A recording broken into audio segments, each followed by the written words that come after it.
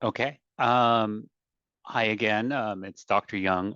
And so this recorded session is going to focus on health equity and patient-centeredness and quality improvement. So to start with, just an overview of the QI curriculum. I know I go over this every time, but I think it's helpful to see where we've been, what we've talked about, where we're going. These are the objectives of the curriculum. Major goal is to complete a resident-led QI project and disseminate your work or lessons learned either through some sort of regional meeting or Solomon Scholars or a Grand Rounds presentation or all three. I do think regardless of how successful you feel your QI project is, each of you has enough to present your work somewhere when we get there. Here are the 4 modules: Introduction to Quality Improvement, Planning Your Change, Quality Improvement Work / Special Topics, and then carrying your work forward. Again, we're using the IHI model for improvement as the sort of framework under which we're conducting our QI activities. We had talked about Introduction to Quality Improvement, an overview of QI frameworks, including an overview of Lean A3 and Model for Improvement. We talked about data and measures.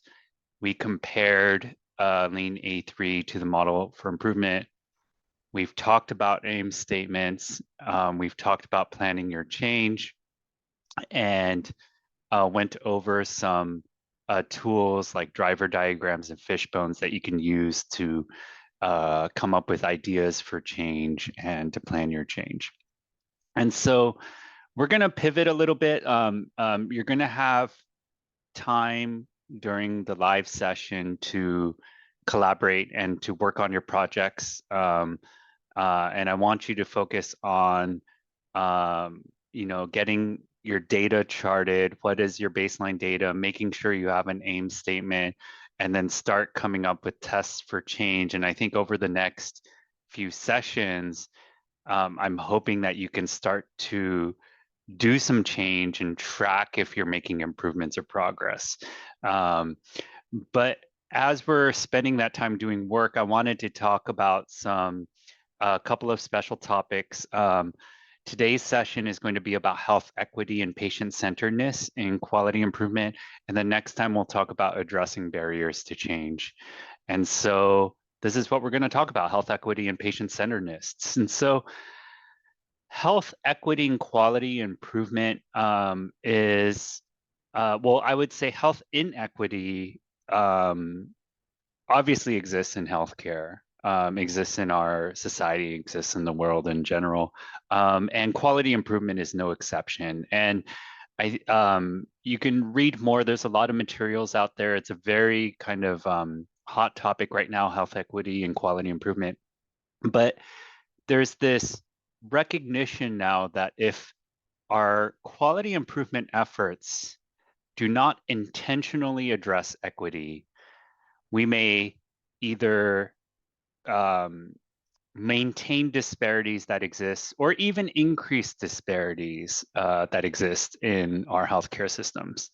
As an example, and this is cited from this JAMA article on improving healthcare delivery, equity and quality, and how improving healthcare delivery requires both. Between 1990 and 2005 in the United States, mortality rates for heart disease, breast cancer, and stroke decreased. And if you look at the data in total, you see that mortality from these common diseases have decreased in the entire US population. But if you deaggregate that data into race ethnicity categories, you start to see gaps between mortality rates among Black and white patients that actually increased in that time. So as we improved our overall mortality rates for these diseases, we actually increased the disparities between Black and white Americans as it relates to mortality from these diseases. And I think this very simple framework kind of helps illustrate what we're talking about. And so here, this is from the American Academy of Pediatrics. Uh, Here you can see in figure A, you have this baseline disparity. And as you improve the quality, up being improvement, as you improve the quality of your care, some things can happen. You can actually maintain the disparities that already existed to begin with. So you improve it for everyone, but there's still inequity in the care we're delivering. You can widen the disparities, and this can be done unintentionally where your improvement efforts, well-intentioned though they are, actually improve care for some of your patients, but not for others. And that could actually worsen and widen disparities that exist. Or, and this would be the ideal, is not only do you improve care for everyone, but you actually narrow the disparities and the inequity that exists in the healthcare and in the problem that you're trying to solve. And so, what can we do with this in mind? And the IHI and most QI organizations now recommend that you stratify your QI data by known categories, categories that are known to have disparities. So that would be like race, ethnicity. Like we know there's racial and ethnic disparities in the care we provide. Income, education, gender identity, sexual orientation, disability, social position. They didn't specifically call this out, but with my passion in language disparities, I would say by language as well, like by preferred language or language status. And so, that's one thing that we can do when we're doing our QI efforts, is to have our data stratified and to be tracking it so that we can see if our QI efforts are maintaining those disparities, making them worse or making them better.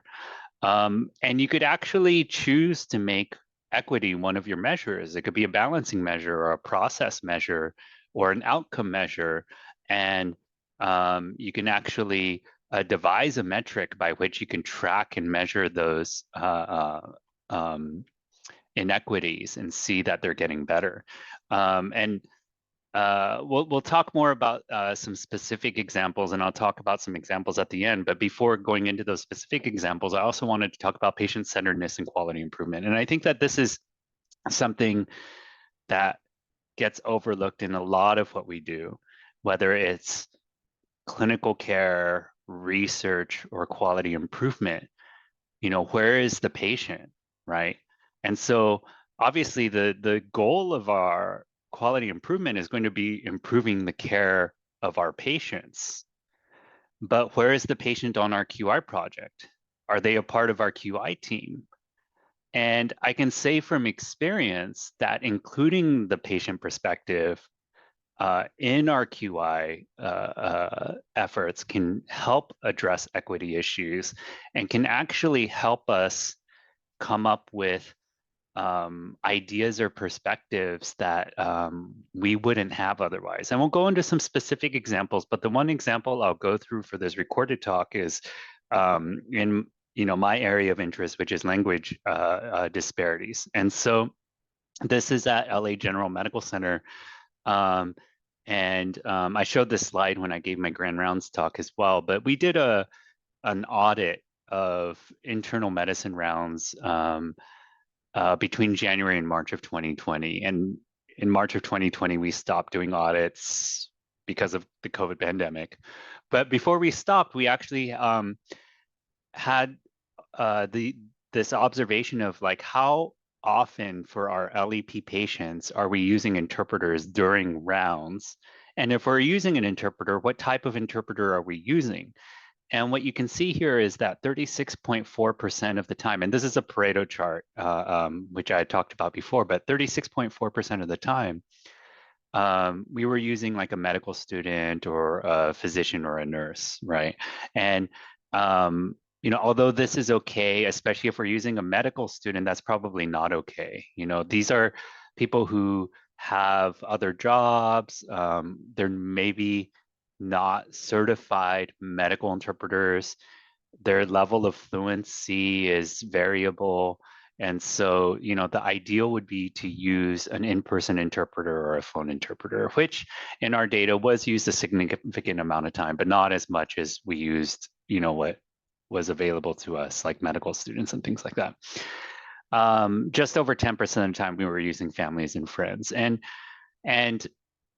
when we were trying to devise our sort of like changes or the ways in which we were going to improve these numbers, we really took a provider-centric perspective. We did surveys, and here's the results of one of these surveys is, asking why, if you didn't use an interpreter service, why was it? And most of the time it was because I thought my language skills were good enough to get by, takes too long to get an interpreter, a nurse or other staff member was available, and so we used them to interpret, a patient's family member or friend interpreted, or we had difficulty accessing a certified interpreter, or NA, I always used an interpreter. And so looking at this, you can see how we can start to target interventions to try to address some of these issues, right? And one of them is I thought my language skills were good enough to get by, which I'll get to in a second, but maybe we need to improve our systems of care. Maybe we need to make it so that the amount of time it takes to call an interpreter is faster, that they're more readily accessible, addressing this difficulty accessing. Maybe we need to educate our providers that we really shouldn't use a family or a friend as a interpreter unless it's specifically requested by the patient. That we shouldn't be using nurse or other staff members as interpreters because they're not certified healthcare interpreters, right? Maybe there's an educational thing, right? Here, in terms of language ability, there's this rating system where you can self-evaluate your ability to speak a particular language. Is called the ILR scale. And we found, and I think this is true across trainees, across DHS, somewhere around 10% of our trainees are either native speakers or highly fluent and precise, but not native. And I think that this level of fluency, it's appropriate to use your own language skills to communicate with your patients. But when you get down to these other categories, which is over 90% of our trainees, they really should be using an interpreter. And so when we go back and we see that, a third of the time they're using their own language skills, and 68.3% of respondents thought their language skills were enough to get by, that's highly disparate from the actuality of how good their even self-evaluated language skills, as well as even a language test, self-evaluated language skills are. And so, there are these provider factors that are barriers to getting our patients language services, and we can try to address them in this way. But we're here talking about patient-centeredness. And so where is the patient, and are we including their perspective and trying to seek their input on our QI project?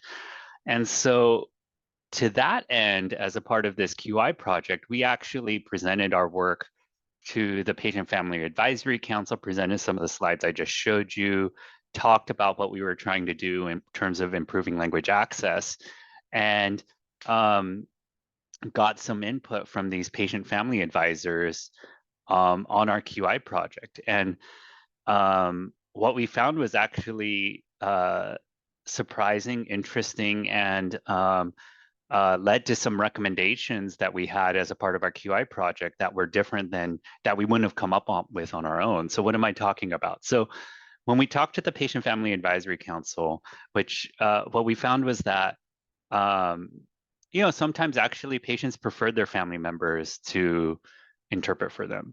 But we also heard that there was a lot of stigma associated with utilizing interpreter services. There was a lot of actually myths surrounding language services, right?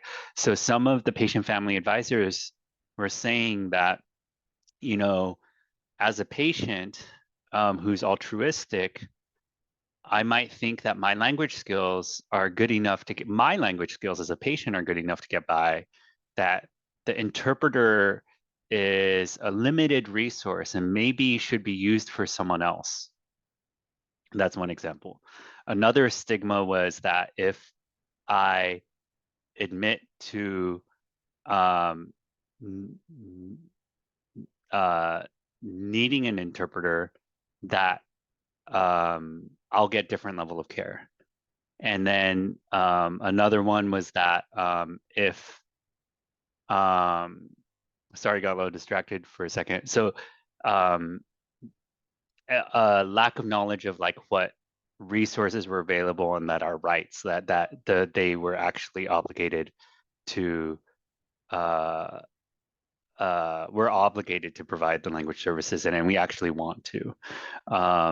And so this idea that they might get different care, that and then the sort of power dynamic too. So maybe they start the encounter in English and their English is good enough at the beginning, but once they get into the medical details of the conversation, it ends up with a complicated medical discussion that their language skills aren't good enough anymore, and they feel maybe some shame asking for an interpreter at that point. If you could just imagine a doctor coming in and being like, "Oh, do you speak English?" And you say, "Oh yeah, my English is good enough," and then you get into the discussion, and then they're really clueless, and it's hard to have that vulnerability. I've seen this shift in the last 5 years, but it was something that we heard from the Patient Family Advisory Council. And so what did we recommend? We actually ended up recommending what we call an opt-out approach, and some of you might do this, which is you, instead of going into the room and asking like, "Oh, do you speak English? Do you need an interpreter?" And having them specifically say yes or no, you just you just offer the interpreter, or you just start the encounter with the interpreter. And the patient can always say, "No, no, no, no, I want my family member to interpret," or "No, no, no, like my English is good enough." Then you can proceed without the interpreter. But more often, they're appreciative that you already loaded up the interpreter on the phone, or have the video, came in with the video interpreter, or came in with the in-person interpreter, and just started out that way. And I think it reduces a lot of barriers and stigma and things like that. And so, live session will come up pretty quickly on Tuesday, I believe. And so during that time, I'll go over some other case studies in health equity and patient centeredness, talk about some other projects I've worked on or heard of, and we can have an open discussion about it. But I definitely want to have time where each of you can share the progress you're having as a group, and most of the time is going to be QI work time. And then next session, we'll be talking about addressing barriers to change. And so that is it for this session. And I look forward to seeing you all on Tuesday.